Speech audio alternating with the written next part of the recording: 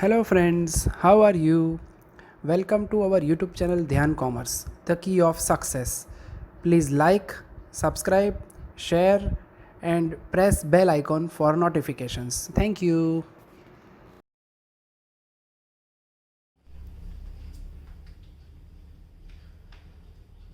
Welcome to online lecture of Gyan commerce group student. जय माता जी और डियर स्टूडेंट्स। तो बच्चों पहले दो lecture process costing subject cost and finance account के समझने के बाद अब बच्चों टॉपिक को आगे बढ़ा रहे हैं। पर आगे बढ़ाने से पहले टॉपिक के अंदर आपको मैंने जो भी थियरी समझाई थी, पेपर स्टाइल समझाई थी, आपने देखा था उसको मैंने पावर पॉइंट प्रेजेंटेशन के अंदर समझाया था। और बच्चों जनरली आप बोर्ड पे जब पढ़ते हो मेरे पास ऑनलाइन क्लास के अंदर, तो अब लाइव के अंदर जैसे समझते हो वैसे ही बोर्ड के ऊपर सारी थियरी में एक्सप्लेन कर देता हूँ, जिससे एक बार पूरा रिवीजन हो जाए। तो बच्चों जो वर्क हमने पीपीटी के अंदर पहले लेक्चर में किया था उसको क्विकली रिपीट कर लेते हैं और फिर प्रोसेस अकाउंट का मेन एग्जांपल स्टार्ट करने जा रहे हैं। सबसे पहले बच्चों सब्जेक्ट का नाम है cost and finance account, topic का नाम है प्रोसेस कॉस्टिंग 1। टॉपिक के हेडिंग में दो वर्ड दिख रहे हैं हमें, प्रोसेस एंड कॉस्टिंग। और कॉस्टिंग के अंदर बच्चों सेमेस्टर 4 ऑलरेडी आप लोगों ने मेरे पास ही पढ़ा होगा, तो बहुत सारे टॉपिक के अंदर वर्ड आएगा कॉस्टिंग। तो सबसे पहले समझ रहे हम लोग मीनिंग ऑफ कॉस्ट। कॉस्ट का meaning total expenditure arises between production to sales of any item is known as cost.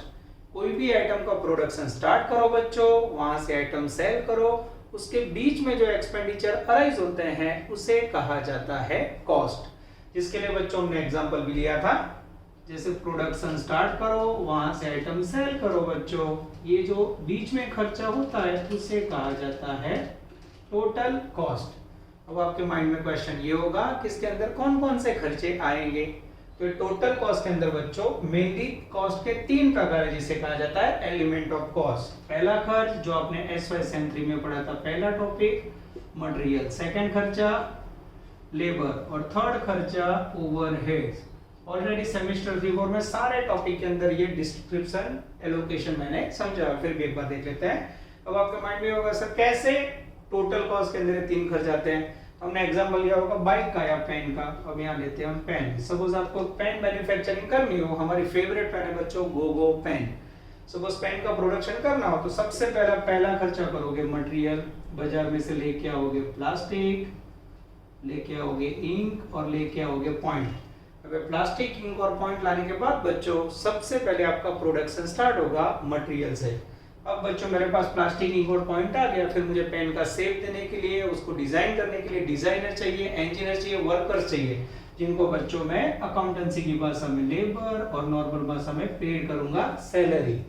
अब बच्चों मेरे पास 15 वर्कर है, मेरे पास प्लास्टिक, इंक और पॉइंट हो गया है, उनको लेके मैं गांधीनगर में कहीं भी प्रोडक्शन करूँ ना चले। प्रोडक्शन के लिए स्पेशल एरिया है, फैक्ट्री एरिया है बच्चों, जीआईडीसी। हम जाएंगे जीआईडीसी पे, नया बिजनेस है, जगह लेंगे रेंट पे, उसका आएगा इलेक्ट्रिसिटी बिल, फिर एडवर्टाइजमेंट करेंगे और पैकिंग करेंगे बच्चों, डिलीवरी वाला रखेंगे, और इसके बाद बच्चों सबका टोटल करेंगे तो हमें रिसीव होगा कॉस्ट ऑफ एन आइटम, और फिर उसमें प्रॉफिट ऐड करके हमें सेलिंग प्राइस डिसाइड होगा। इसका मीनिंग ये होगा प्रोडक्शन के सेल के बीच के अंदर तीन खर्चे होते हैं, मटेरियल, वेजेस, लेबर या ओवरहेड्स। सेम बच्चों यहाँ प्रोसेस कॉस्टिंग टॉपिक में भी हमें तीन खर्च इंक्लूड करना है। उसके बाद बच्चों कॉस्टिंग, जैसे टॉपिक के हेडिंग में भी है प्रोसेस कॉस्टिंग। तो बच्चों कॉस्टिंग का मीनिंग आपको पता होना चाहिए, सिंपल लैंग्वेज आप सबको पता है। The method of presenting cost is known as costing. Cost को प्रेजेंट करने की मेथड या टेक्निक को कहा जाता है कॉस्टिंग। अब बच्चों टॉपिक का मेन मीनिंग समझने जा रहे हैं हम लोग, मीनिंग ऑफ प्रोसेस। अब प्रोसेस वर्ड समझा रहा हूं। In those industries where production can be distinctly divided in those industries where production can be distinctly divided in various stages, those each stages are called process। ऐसी industry बच्चों जहां production को various stage के अंदर divide किया जाता है, पहला स्टेज पूरा, फिर दूसरा, फिर तीसरा, डिस्टिंक्टली हर एक स्टेज को कहा जाता है बच्चों प्रोसेस। अब इस प्रकार का प्रोसेस स्टेज वाइज प्रोडक्शन करने वाला बिजनेस कौन कौन सा होता है, तो उसका एग्जांपल लेते हैं बच्चों, soap industry, oil industries, readymade garment factory, वहां बच्चों स्टेज वाइज प्रोसेस होता है। सोप इंडस्ट्रीज तो they are using process costing method. कैसे? तो इसका एक एग्जांपल लेते हैं बच्चों। सपोज आपको शर्ट तैयार करना हो तो शर्ट के लिए सबसे पहली प्रोसेस होगी स्पिनिंग प्रोसेस। स्पिनिंग प्रोसेस करने के बाद बच्चों आपको पता होगा स्पिनिंग प्रोसेस किसके ऊपर होती है? रुई के ऊपर। तो और थोड़ा डीप में जाना हो बच्चों एग्जांपल को समझने के लिए, तो प्रोसेस के लिए सबसे पहले आप जाओगे खेत में। खेत में से आप लेके आओगे कॉटन, रुई। रुई के ऊपर पहली प्रोसेस होगी स्पिनिंग प्रोसेस, जिससे गुजराती में कहा जाता है सूतर ना तातना, या फिर ऐसा कह सकते हो धागे, सूतर के धागे बाहर पड़ेंगे। That is called spinning process. उसके बाद बच्चों होगा वीविंग प्रोसेस। वीविंग प्रोसेस के अंदर बच्चों वो धागों को जोड़ के कपड़ा बनाया जाता है। कपड़ा बनाने के बाद बच्चों थर्ड प्रोसेस होगी ब्लीचिंग प्रोसेस। गर्ल्स को जनरली पता होगा कि घर पे जो भी व्हाइट शर्ट होते हैं, स्कूल का व्हाइट कपड़ा होता है, उसको ब्लीचिंग पाउडर में डाला जाता है। कोई भी कलर हो बच्चों, उसको अगर ब्लीचिंग करते हो तो पूरा व्हाइट हो जाता है। रुई में भी कई बार डार्क व्हाइट होता है, लाइट व्हाइट होता है। तो सारे रुई में से जो कपड़ा बनता है बच्चों, उसको पहले ब्लीच किया जाता है। कपड़े एक ही कलर का होता है, that is called bleaching process. और ब्लीचिंग प्रोसेस के बाद बच्चों होगी डाइंग प्रोसेस, जिसके अंदर अगर मैं चेक्स की डाई लगाऊं कपड़ा बन जाएगा चेक्स, डिजाइन वाले डाई लगाऊं डाइंग यानी कलर करने की प्रोसेस। और उसके बाद बच्चों होगा कटिंग एंड स्टिचिंग। और उसके बाद कह सकता हूं मैं शर्ट या टी शर्ट रेडी। यहाँ बच्चों स्पिनिंग, वीविंग, ब्लीचिंग, डाइंग, ये जो मैंने डिफरेंट स्टेजेस लिखे हैं, हर एक स्टेज को कहा जाता है प्रोसेस। अब मुझे शर्ट का बच्चों कॉस्ट प्राइस फाइंड करना हो तो मुझे क्या करना पड़ेगा? स्पिनिंग डिपार्टमेंट वालों ने कितना खर्च किया, वीविंग वालों ने कितना खर्च किया, ब्लीचिंग वालों ने कितना किया, डाइंग वालों ने कितना किया, ये सारे स्टेजेस का मैं टोटल करूं तब मुझे रिसीव होगा cost of a shirt, and then we will add profit and then receive selling price. तो इसका मीनिंग क्या होगा बच्चों? हर एक स्टेज का मुझे नोटिंग करना होगा, नहीं तो कौन से स्टेज में खर्च इंक्रीज हुआ, नेक्स्ट स्टेज डिक्रीज हुआ, मुझे पता नहीं चलेगा। इसलिए मुझे हर एक स्टेज के लिए प्रोसेस अकाउंट तैयार करना है। जैसे spinning process account, weaving process, bleaching process. Process account बच्चों सिंपल एक प्रकार का पीएनएल अकाउंट है। डेबिट साइड सारे खर्चे और unit introduce, credit side wastage और जो भी प्रोडक्शन नेक्स्ट प्रोसेस में जाने वाले उसकी इंफॉर्मेशन। तो इस प्रकार से बच्चों प्रैक्टिकल नेम है, एग्जांपल में डमी नेम दिए जाते हैं। Process A, process B, process C, process 1, process 2, process 3। अब बच्चों प्रोसेस अकाउंट जब भी आप स्टेज वाइज नोटिंग करते हैं, सबसे पहले उसके अंदर वेस्टेज और लॉसेज अराइज होता है, जिसका उपयोग आज से ही एग्जांपल में होने वाला है। सबसे पहला प्रकार है बच्चों नॉर्मल वेस्टेज। मीनिंग समझा रहा हूं मैं। The wastage which is unavoidable occur due to the nature of item, it's called normal wastage। ऐसा वेस्टेज बच्चों जिसे आप रोक नहीं सकते, कुदरती कारण स्वरूप, वस्तु के गुणधर्म के कारण हो, उसे कहा जाता है नॉर्मल वेस्टेज। जैसे इवेपोरेशन, बाष्पीभवन। जैसे आपको पता होगा पेट्रोल 1 लीटर घर पे लाओ 3 दिन रखना, 800 ग्राम हो जाएगा। क्यों? पेट्रोल का नेचर है बच्चों, इवेपोरेशन, बाष्पीभवन हो जाता है। वैसे ही बच्चों आप प्रोडक्शन के लिए सब 100 केजी रुई लाते हो, 10% रुई यानी 10 केजी गांठे वाले निकलते हो, that is called unavoidable, that is called normal wastage. तो नॉर्मल वेस्टेज के अंदर जो भी बच्चों वेस्ट निकलता है वो हमें भंगार के भाव पे बेचा जाता है और उसकी जो इनकम मिले वो प्रोसेस अकाउंट में जमा की जाती है। उसके बाद सेकंड वर्ड है एबनॉर्मल वेस्टेज। तो उसका मीनिंग समझना बच्चों। The wastage which is avoidable occur due to carelessness, inefficiency, human error, accident, theft, fire, these all are called human error method, that is called abnormal wastage। मानवीय भूल के कारण बच्चों, बेदर के कारण जो नुकसान होता है उसे abnormal wastage कहा जाता है। जैसे आप 100 केजी रुई लाए बच्चों, अब आपको पता है उसमें से 10 केजी रुई नॉर्मल वेस्टेज है, गांठे वाला निकलेगा, और 10 की जगह पे समझो सपोज 15 केजी वेस्टेज होता है, तो 5 केजी जो एक्स्ट्रा हुआ उससे आप कह सकते हो बच्चों एबनॉर्मल वेस्टेज, मानवीय भूल। और मानवीय भूल के कारण जो भी वेस्टेज होता है बच्चों वो हमेशा कॉस्ट प्राइस पे प्रोसेस अकाउंट में लिखा जाता है। और उसके बाद है बच्चों थर्ड सबसे इंपॉर्टेंट पार्ट एबनॉर्मल गेन। कई बार बच्चों कुदरती कारण से, नेचुरल कोजेस से नॉर्मल वेस्टेज से भी कम वेस्टेज होता है तो उसे कहा जाता है abnormal gain.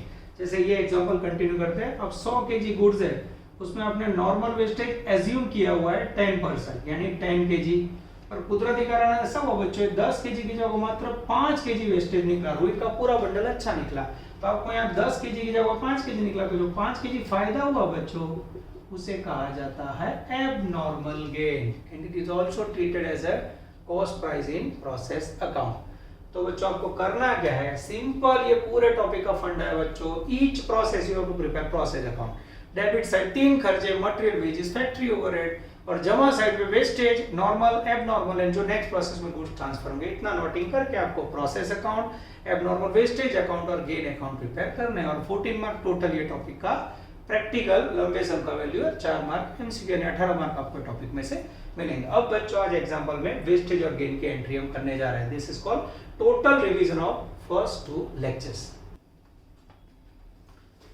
Welcome to Dhyan commerce group tuition online lecture बच्चों। जय माता जी ऑल डियर स्टूडेंट्स। अब बच्चों प्रोसेस कॉस्टिंग 1 के 2 बेसिक लेक्चर, जिसमें पहले लेक्चर में थियोरेटिकल पार्ट था और दूसरे लेक्चर के अंदर आपने 2 बेसिक सम देखे थे और एक होमवर्क का सम दिया था। अब बच्चों होमवर्क तो मैं चेक नहीं कर रहा हूँ, पर आशा रखता हूँ कि आप लोगों ने होमवर्क कर लिया होगा। आज से बच्चों प्रोसेस के एबनॉर्मल और नॉर्मल वेस्टेज के साथ फुल सम स्टार्ट होने जा रहे हैं। पेज नंबर 53 पे आपको आना है। सुधीर प्रकाशन की टेक्स्ट बुक आपके पास होनी चाहिए, साथ में आपके पास कैलकुलेटर होना चाहिए, फुल स्केप बुक होना चाहिए, ठीक है। प्रॉपर वे पे आप वर्क करोगे। सपोज ये सब ना हो बच्चों तो आप लोग ये लेक्चर्स देखने के बाद भी काम कर सकते हो, ठीक है, पर इतना हो तो आपको बहुत मजा आएगा। सम नंबर 5 होमवर्क में 15 पेज नंबर 53। चलो बच्चों सबसे पहले मैं आपको एग्जांपल समझा देता हूँ। Page number 53। A product passes through 2 distinct process A and B and thereafter it is transferred to finished stock। यानी 2 प्रोसेस A and B, उसके बाद आइटम जाएगी फिनिश स्टॉक में। Second paragraph, during the month ending on 31 March 2019 1000 units of raw material valued ₹20 per unit where issued. सबसे पहले बच्चों unit introduce दिया है, 1000 यूनिट है और उसकी प्राइस है पर यूनिट ₹20। पेज नंबर 54 पे 2 कॉलम है, प्रोसेस ए, बी, जिसके अंदर एक्सपेंडिचर में मटेरियल, वेजेस, मैन्युफैक्चरिंग एक्सपेंस। नया पॉइंट है बच्चों एक्चुअल आउटपुट। एक्चुअल आउटपुट का मीनिंग होता है जो नेक्स्ट प्रोसेस का आंसर आप ढूंढते थे वो आपको पहले से दे दिया है। Normal wastage and sale price of wastage. Paragraph में you are required to prepare process account and find out per unit cost and if required then prepare abnormal wastage or gain account। चलो बच्चों आज abnormal wastage gain की effect कैसे होती है आपको मैं समझाने जा रहा हूँ। सबसे पहले आपके सामने है प्रोसेस ई अकाउंट, जिसके अंदर पैराग्राफ में से लिखने जा रहा हूं मैं debit side expenditure 2 unit introduced, जिसके अंदर मेरे पास यूनिट्स के अंदर 1000 यूनिट है जिसकी पर यूनिट प्राइस है ₹20, टोटल ₹20,000। उसके बाद बच्चों प्रोसेस ए की कॉलम है टेक्स्ट बुक में पेज नंबर 54 पे, जिसमें पहला खर्चा है सन्ड्री मटेरियल, जिसके अंदर वैल्यू अवेलेबल है ₹1100। इसके बाद है बच्चों दूसरा एक्सपेंडिचर डायरेक्ट वेजेस, जिसकी वैल्यू अवेलेबल है ₹10,000। तीसरे बाद है manufacturing expense, all expenditure on debit side, value 7000। उसके बाद है बच्चों एक्चुअल आउटपुट। जनरली आप प्रोसेस का टोटल करते हो और डिफरेंस आता है वो ले जाते हो नेक्स्ट प्रोसेस में, पर जब बच्चों एक्चुअल आउटपुट दिया हो तो it is transfer to credit side, यानी इसका मीनिंग होगा प्रोसेस नेक्स्ट के अंदर ले जाने वाले unit by process B account, यानी एक्चुअल आउटपुट हमेशा प्रोसेस के क्रेडिट साइड ट्रांसफर किया जाएगा। अब इसकी प्राइस अवेलेबल नहीं है। आगे जाते हैं बच्चों नॉर्मल वेस्टेज 5%। वेस्टेज हमेशा प्रोसेस अकाउंट में क्रेडिट किया जाता है बाय नॉर्मल वेस्टेज 5%। हमेशा यूनिट इंट्रोड्यूस का लिया जाता है 1000 का 5%, 50 यूनिट। अब वेस्टेज बच्चों नॉर्मल होता है वो कुदरती कारण से होता है, नेचर ऑफ आइटम। अब वेस्टेज या कचरा बच्चों कुदरती कारण से हो या मानवीय भूल के कारण, उसका हमेशा प्राइस कम आता है। वेस्टेज का प्राइस मात्र ₹2 है, तो इसको हम ₹2 में सेल करेंगे। 50 × 2 ₹100। आप देख सकते हो कि जो मटेरियल हमने खरीदा है एंटर किया वो ₹20 पर यूनिट है, पर जब वो भंगार हो जाता है बच्चों तो उसके मात्र ₹2 मिलते हैं, आगे से 0 निकल जाता है। जो कचरे का मिले वो ले लो, it is credited on process account. अब बच्चों सारी इंफॉर्मेशन पूरी हो जाए इसके बाद अब आपको एग्जांपल के अंदर थोड़ा कैलकुलेशन का क्रम बदलना होगा। अब तक हम डेबिट साइड दोनों रुपीस और यूनिट दोनों का टोटल करते हैं और डिफरेंस निकालते थे, उसकी जगह पे आप यहाँ सबसे पहले टोटल करोगे यूनिट्स का। डेबिट साइड ज्यादा है, ये टोटल रखा मैंने 1000, सेम टोटल 1000। टोटल लिखने के बाद बच्चों अब ध्यान से देखो तो 1000 में से 50 और 900 गए, बाकी बचे 50। अब आपने 1000 यूनिट एंटर किए थे, 900 यूनिट तैयार हुए, 50 वेस्टेज है, तो बाकी बचे हुए 50 आपको क्रेडिट साइड समझने होंगे बाय एबनॉर्मल वेस्टेज, जिसकी प्राइस भी अवेलेबल नहीं है। यानी प्रोसेस ए अकाउंट के अंदर या प्रोसेस अकाउंट के अंदर क्रेडिट साइड डिफरेंस मिले तो उसे एबनॉर्मल वेस्टेज बोलते हैं, और डेबिट साइड डिफरेंस मिले बच्चों तो उसे बोला जाता है एबनॉर्मल गेन। अब जब हमारे पास बच्चों दो आइटम की प्राइस ना हो तो उसके लिए एक सिंपल फॉर्मूला यूज करना है, cost per unit equal to total expenditure of process minus sale of normal wastage upon unit introduced minus unit of normal wastage. ये फॉर्मूला का यूज करके हम लोग कॉस्ट पर यूनिट फाइंड करेंगे। सबसे पहले टोटल एक्सपेंडिचर ऑफ प्रोसेस, जिसका meaning है डेबिट साइड का टोटल। अब अगर ध्यान से देखो और ये रुपीस का टोटल आप करते हो तो आपको रिसीव होगा 38,100 rupees. Sale of normal wastage, खर्च उधार बाजू से लिया, टोटल कचरे का सेल ये रहा 100 रुपीज, ये लिखा। यूनिट इंट्रोड्यूस ये रहे, आपने यूनिट एंटर किया है, टोटल 1000। उसके बाद unit of normal wastage, normal wastage unit आपके पास 50। अब बच्चों 38,100 में से 100 गया, 38,000 और नीचे आएगा 950। अब बच्चों आप इसे डिवाइड करोगे तो आपको कॉस्ट रिसीव होगी पर यूनिट 40 रुपीज। अभी जो कॉस्ट आई इसे बच्चों हम यहाँ अलग पेन से लिखेंगे जिससे आपको समझने में थोड़ी आसानी हो। 40 rupees and 40, 900 into 40 total cost receive होगी 36,000। 40 इंटू 50 टोटल रिसीव होगा 2000। ये हो गया बच्चों आपको प्रोसेस अकाउंट के अंदर एबनॉर्मल वेस्टेज का इफेक्ट। अब आप लोग रुपीस का टोटल करोगे, अगर दोनों साइड इक्वल हो जाए तो सम करेक्ट, लगभग दोनों साइड इक्वल हो रहा है। अब बच्चों जब भी एग्जांपल के अंदर एबनॉर्मल वेस्टेज है गेन हो तो उसका अकाउंट आपको प्रिपेयर करना हो जाए, जिसका वेटेज मैक्सिमम 2 मार्क्स है। तो नीचे प्रोसेस के नीचे मैंने बनाया abnormal wastage accounts, particular unit rupees, particular unit rupees. ये चाइनीज में लिखा आप समझते हो, ठीक है। सबसे पहले एबनॉर्मल वेस्टेज का पोस्टिंग डेबिट साइड करेंगे to process A account, unit 50 and value 2000 rupees. अब बच्चों वेस्टेज नॉर्मल होता है वो कुदरती कारण से होता है, एबनॉर्मल होता है मानवीय भूल, बेदरकारी, केयरलेसनेस के कारण होता है।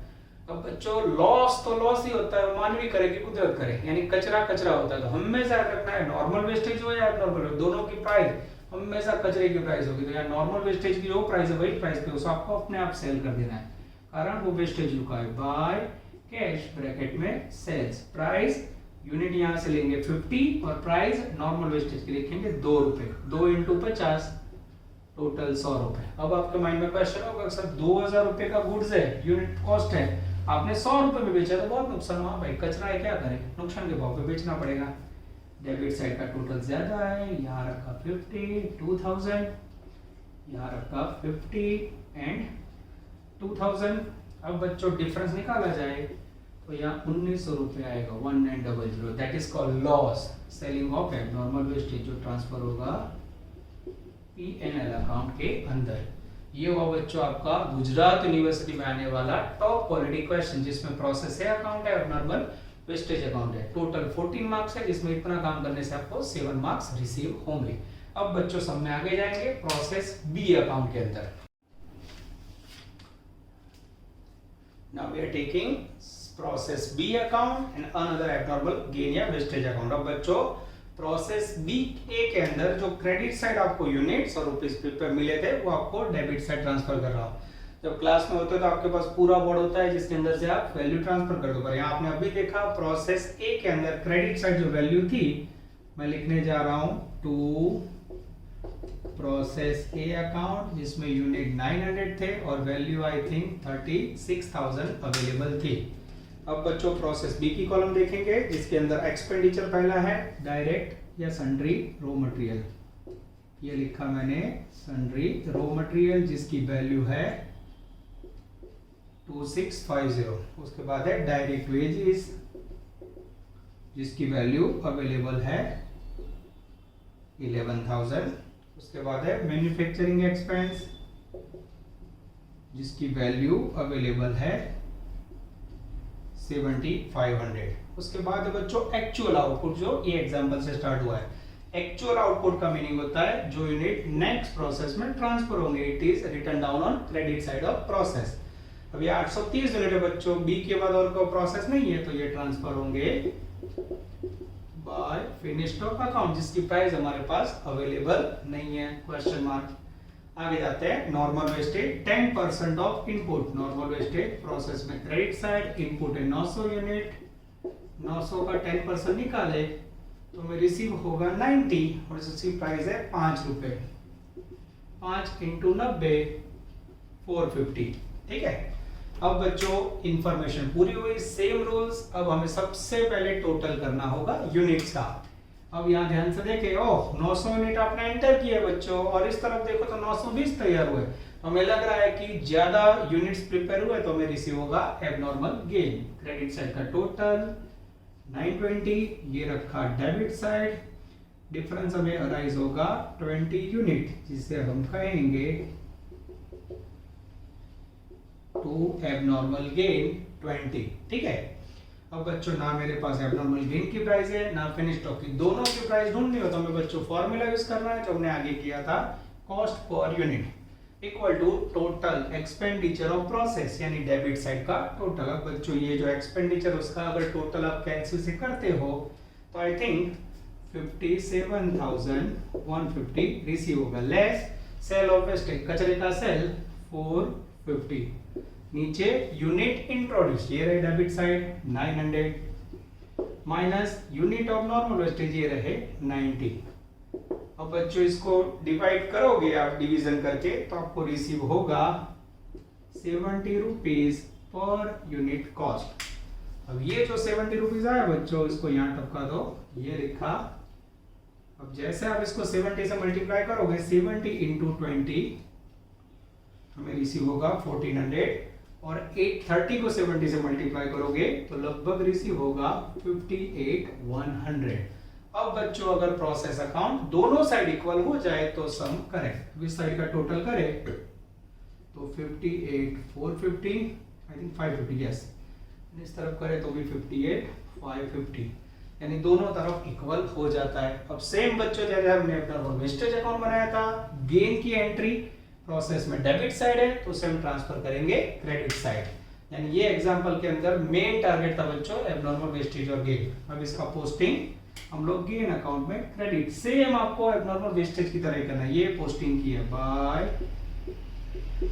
Process B account, unit 20, amount 20 of 1400। अब बच्चों जैसे हमने एबनॉर्मल वेस्टेज था तो उसको सेल किया था कचरे के भाव से, सेम यहाँ 20 यूनिट भी आपको ट्रांसफर करने हैं नॉर्मल वेस्टेज यानी कचरे के स्क्रैप के प्राइस पे 2। अब यहाँ लिखना क्या है वो इंपॉर्टेंट है बच्चों, यूनिट 20 और प्राइस वेस्टेज की 5 रुपए इक्वल टू 100।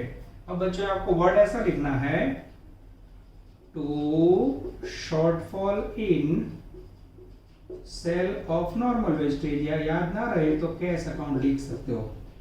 अब बच्चों ये वर्ड क्यों लिखना है वो आपको मैं समझा देता हूं। अब बच्चों एबनॉर्मल गेन का मीनिंग होता है जब आपके बिजनेस में, जैसे आपने 100 केजी रो कॉटन का हमने एग्जांपल दिया था फर्स्ट लेक्चर में, 100 केजी रुई में से 10% यानी 10 केजी रुई खराब निकलती है, पर एक बार मात्र 5 केजी खराब निकली तो आपका एबनॉर्मल वेस्टेज कम होता है, सॉरी नॉर्मल वेस्टेज कम होता है, तो उसके कारण जो फायदा होता है उसे एबनॉर्मल गेन कहा जाता है। तो यहाँ बच्चों नॉर्मल वेस्टेज कम होने से आपको जो फायदा हुआ उसे एबनॉर्मल गेन कहा जाता है। तो यहाँ एबनॉर्मल गेन एक प्रकार का shortfall in sale of normal wastage है, नॉर्मल वेस्टेज की सेल की कमी है। यह याद ना रहे तो बच्चों कैश अकाउंट भी लिख सकते हो, स्टार्टिंग में आपको ऐसे याद रखना है, ठीक है। सेम सिस्टम, यहाँ पोस्टिंग क्रेडिट साइड हुआ, एबनॉर्मल वेस्टेज में डेबिट साइड था, यहाँ आपने क्रेडिट साइड से लिखा था, यहाँ debit side to cash, shortfall in sale of normal wastage 5 रुपया। अब इसको बंद करने के बाद बच्चों डिफरेंस अराइज होता है, I think 1300 and it is transfer to P&L account, और यहाँ बच्चों ये रिसीव होगा आपको प्रॉफिट। सेम क्वेश्चन बच्चों इसी प्रकार से आपको तैयार करना है होमवर्क में 15 नंबर का सम। तो आज बच्चों हमने प्रोसेस के अंदर 2 प्रोसेस अकाउंट देखे और उसके बाद एबनॉर्मल वेस्टेज और गेन का कॉन्सेप्ट देखा। This is called first important question of process, पूरा चैप्टर इसके आजू बाजू रहेगा। चलो बच्चों, फुल एग्जाम्पल कंप्लीट करने के बाद अब हम लोग 2-3 एमसीक्यू देखेंगे जिससे आपको एबनॉर्मल वेस्टेज और गेन का कॉन्सेप्ट क्लियर हो जाए। Now we are taking page number 48, MCQ number 17, 48 number का पेज, और होमवर्क में बच्चों आप सेम एमसीक्यू 34 एंड 36 करोगे। पेज नंबर 48 पे ध्यान, मैं पूरा एग्जांपल्स एमसीक्यू स्पॉट में समझा रहा हूँ। Unit introduced 1000 unit, actual production 815, normal wastage 10%, find out abnormal wastage. खाली बच्चों 3 इंफॉर्मेशन दी हुई है, इसको मैं डायरेक्टली आपको कैलसी से भी समझा सकता हूँ, पर सेम प्रोसेस अकाउंट का कॉन्सेप्ट यूज करके आपको ये एग्जांपल एमसीक्यू में समझा रहा हूँ। ध्यान सबका बोर्ड पे, ये आपका हो गया प्रोसेस अकाउंट बच्चों, जिसके अंदर सबसे पहले उन्होंने दिया है यूनिट इंट्रोड्यूस्ड, तो हम लोग डेबिट साइड लिखेंगे 1000। उसके बाद actual production, actual production credit side लिखेंगे बच्चों, जो आज ही सिखाया मैंने, जो ट्रांसफर होगा फिनिश स्टॉक में। उसके बाद बच्चों नॉर्मल वेस्टेज है इनपुट का 10%, बाय नॉर्मल वेस्टेज 10%। 1000 का अगर आप 10% निकालते हो तो आपको यूनिट रिसीव होंगे 100। अब बच्चों आपके सामने ही टोटल है, यहाँ हम लोग डेबिट साइड टोटल करेंगे 1000, सेम टोटल यहाँ रखेंगे बच्चों, और प्रोसेस अकाउंट में क्रेडिट साइड डिफरेंस रिसीव होगा 50, जिसे हम कहेंगे एबनॉर्मल वेस्टेज। तो आपके पास जो एमसीक्यू के अंदर 4 ऑप्शन है, उसके अंदर आंसर आएगा सी, एबनॉर्मल वेस्टेज 50। ये हो गया बच्चों मिनिमम 1 मार्क्स, मैक्सिमम 2 मार्क्स का एमसीक्यू, जो कैलकुलेशन के साथ रेडी है। इसे आप डायरेक्टली भी कैलकुलेट कर सकते हो, ठीक है। इसके बाद बच्चों पेज नंबर 49, जिसके अंदर हम लेंगे एमसीक्यू नंबर 25, जिसके ब्रैकेट में आप करेंगे बच्चों 27 नंबर का एमसीक्यू। पेज नंबर 49 पे पहले मैं एग्जांपल समझा देता हूं। Introduction in process 500 units, normal loss is 10% of unit introduce, actual production 460 units. Then चलो सबसे पहले बच्चों सेम प्रोसेस अकाउंट बना के हम लोग वर्किंग करेंगे।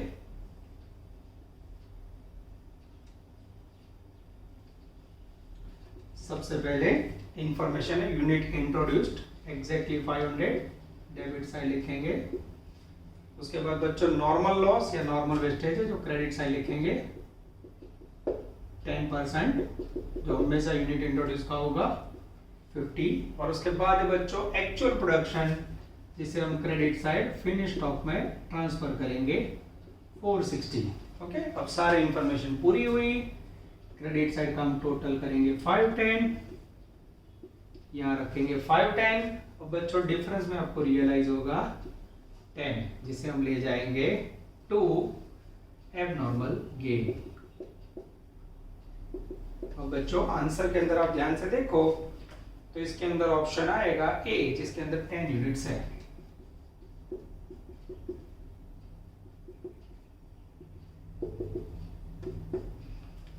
Now we are taking MCQ number 21।